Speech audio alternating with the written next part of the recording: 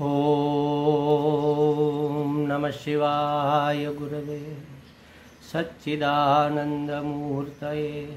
निष्प्रपंचाय शांताय निरालंबाय तेजसे। हरिओम प्रभु जी, आज के इस अध्यात्म परिषद में आप सबका स्वागत है। आज का प्रश्न मध्य प्रदेश जबलपुर से मनोहर लाल जी का है।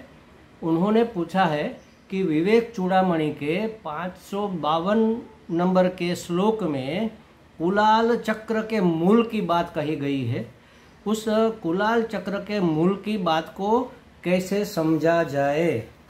तो मूल पूरा श्लोक इस प्रकार है, देखो प्रभु जी। प्रारब्ध कर्म परिकल्पित वासनाभिः संसारवच्चरति भुक्ति सुमुक्त देह सिद्ध स्वयं वसति साक्षी वदत्र तूष्णीं चक्रस्य मूलमिव कल्प विकल्प शून्य। अर्थ इसका यह है कि देह भाव से मुक्त आत्म साक्षात्कारी पुरुष, जिसको हम जीवन मुक्त पुरुष कहते हैं। देह भाव से मुक्त माने यह देह मैं हूं ऐसा भाव नहीं, ये देह मैं हूं, ये देह मेरा है ऐसा भाव जिसका छूट गया है, इस भाव से जो मुक्त हो गया है, ऐसा आत्म साक्षात्कारी पुरुष क्या करता है? प्रारब्ध कर्म जनित वासनाओं के कारण विचरण तो संसारी व्यक्ति की तरह करता है। वस्तुतः सिद्ध पुरुष स्वयं चक्र की धुरी की भांति भ्रमण रहित, संकल्प विकल्प रहित, मौन और साक्षीवत निवास करता है। ऐसा इस पूरे श्लोक का अर्थ है। तो इसको समझो। देह भाव से मुक्त आत्म साक्षात्कारी पुरुष प्रारब्ध कर्म जनित वासनाओं के कारण विचरण तो करता है। प्रारब्ध कर्म 3 प्रकार के कर्म माने गए हैं। क्रियमाण कर्म जो अभी होने जा रहे, संचित कर्म हमने जो कर्म किए उसका फल अभी जो नहीं मिला वह वहाँ पर संग्रहित होते हैं, तो उसको संचित कहते हैं। उस संचित कर्म में से फल देने के लिए तैयार हुए कर्मों को प्रारब्ध कर्म कहते हैं। उस फल देने के लिए तत्पर हुए कर्मों के समूह से हमारा प्रारब्ध बनता है और उस प्रारब्ध के अनुसार हमें जन्म और जीवन के सुख दुख आदि का भोग और संयोग मिलता है। तो ज्ञानी पुरुष के प्रारब्ध तो पहले से तय हो गए हैं। अब इस मनुष्य जन्म में आकर उसको ज्ञान हुआ, लेकिन पहले के प्रारब्ध के अनुसार उसको देह मिला, पहले के प्रारब्ध के अनुसार उसको जीवन मिला। ये सगे संबंधी, वातावरण, परिस्थिति, अनुकूलता प्रतिकूलता सब मिले प्रारब्ध के अनुसार।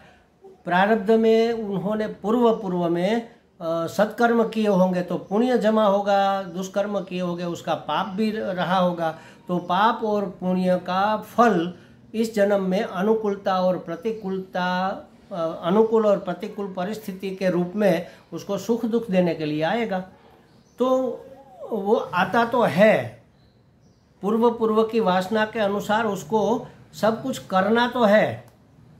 प्रारब्ध कर्म जनित वासनाओं के कारण वह विचरण तो संसारी व्यक्ति की तरह करता है। विचरण माने व्यवहार समझ लो, आना जाना, खाना पीना, बोलना चालना, कुछ भी लेना देना जो भी है वो संसारी व्यक्ति की तरह प्रारब्ध कर्म के कारण करता तो है।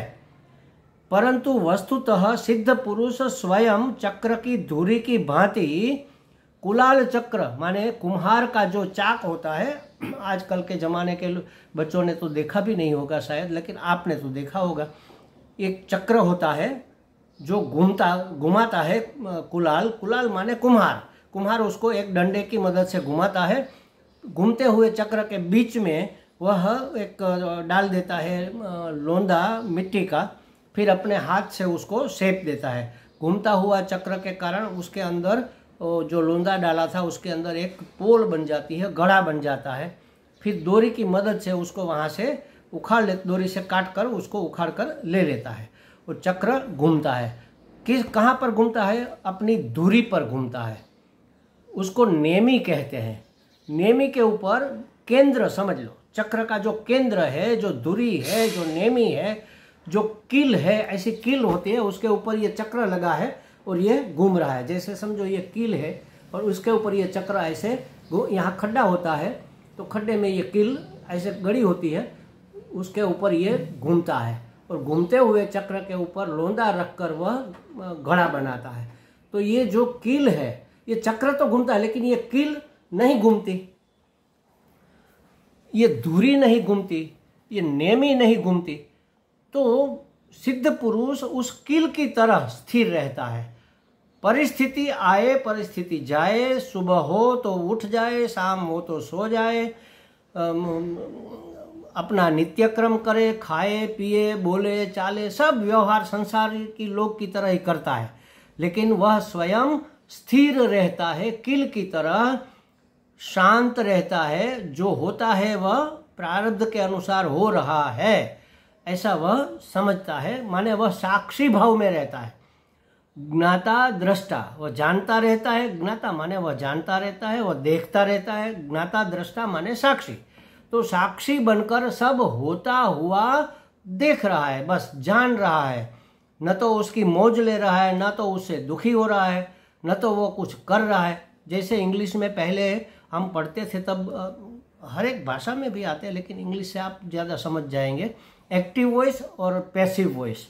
एक्टिव वॉइस में कर्ता स्वयं करता है, जैसे कि मैं बोल रहा हूँ, और पैसिव वॉइस में वो हो जाता है मुझसे बोला जा रहा है, मैं बोल नहीं रहा हूँ, मुझसे बोला जा रहा है। अब ज्ञानी पुरुष क्या समझता है, वह पैसिव वॉइस का भी पैसिव करता है, उसमें से मुझ निकाल देता है। मुझसे बोला जा रहा है नहीं, बस बोला जा रहा है। मैं तो निकल गया, मैं तो मिट गया, उसका मैं तो कब का विलुप्त हो गया है, अब मैं तो रहा ही नहीं। जो हो रहा है वो हो रहा है, कैसे कौन क्या कब कर रहा है ये इससे लेना देना नहीं है। वो चाक जैसे चक्र घूमता है, घड़ा बनता है, बस हो रहा है प्रकृति के नियम के अनुसार, अपने प्रारब्ध कर्म के अनुसार। सुख दुख का भोग आता है जाता है। प्रारब्ध सुख दुख नहीं देता महाराज, प्रारब्ध परिस्थिति पैदा करता है। सुखी दुखी होना हमारी मान्यता के अनुसार होता है। हमें लगता है यह प्रतिकूल है तो हम दुखी हो जाते हैं, हमें लगता है यह अनुकूल है तो सुखी हो जाते हैं। कई चीजें ऐसी होती है जो अनुकूल हमें लगती है, किसी और को प्रतिकूल लगती है। जैसे समझो कि किसी को सिगरेट पीने की आदत है, तो सिगरेट का धुआं उसको आनंद देगा, लेकिन जिसको आदत नहीं है वो पास में बैठा है तो उस धुएं से उसको उल्टी होगी। अब क्या अनुकूल माने, क्या प्रतिकूल माने, क्या सुंदर माने, क्या कुरूप माने। हमारे यहाँ छोटे छोटे घुंघराले बाल शायद अच्छे नहीं माने जाते होंगे, लेकिन अफ्रीका के लोगों में ये अच्छे माने जाते हैं। काला रंग वहाँ सौंदर्य का प्रतीक है।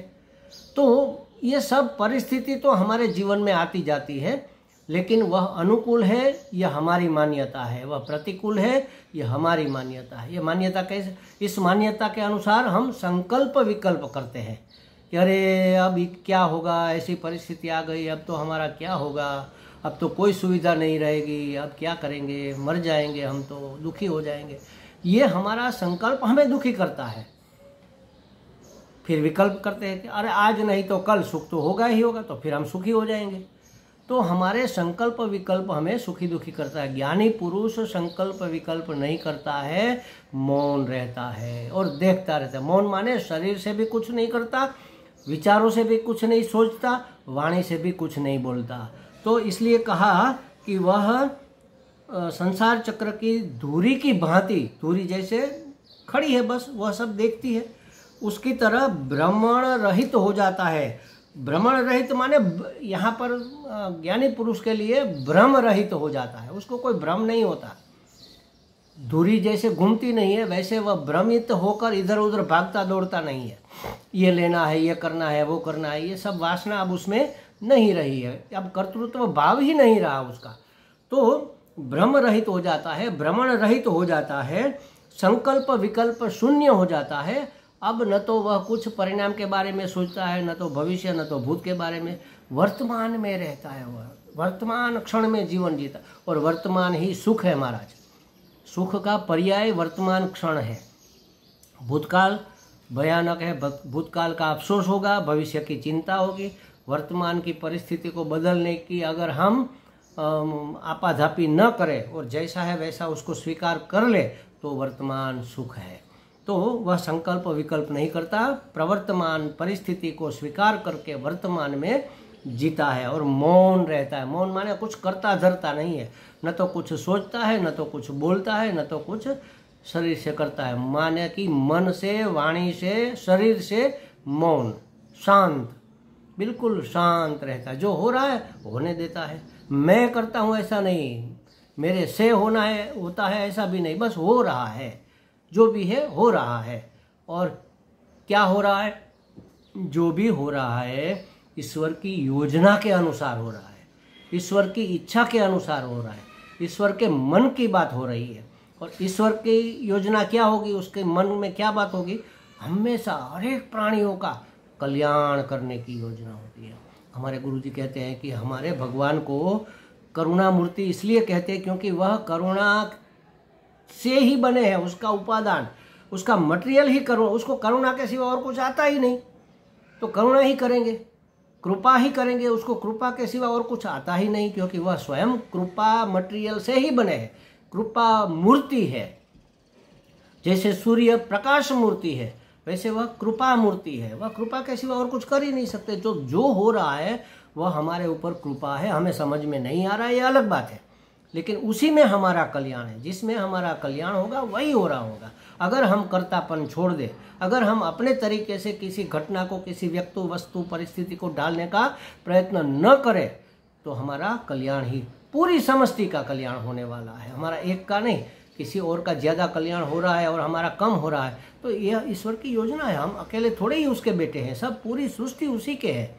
तो सबका कल्याण करने में हमारा थोड़ा बहुत हमें लगता है कि अकल्याण हुआ, तो ये भी अकल्याण नहीं हुआ है। उसमें भी हमें कुछ ईश्वर, हमें, हमारे गुरुजी कहते हैं, ईश्वर हमें गढ़ने के लिए परिस्थिति पैदा करता है। हमें तोड़ने के लिए सुख दुख नहीं देता, हमें गढ़ने के लिए, ताकि हम फम हो जाए, हम मूर्ति के रूप में, सुंदर मूर्ति के रूप में निखर आए। मूर्तिकार जब मूर्ति गढ़ता है तो छेनी से वह तोड़ता है पत्थर को।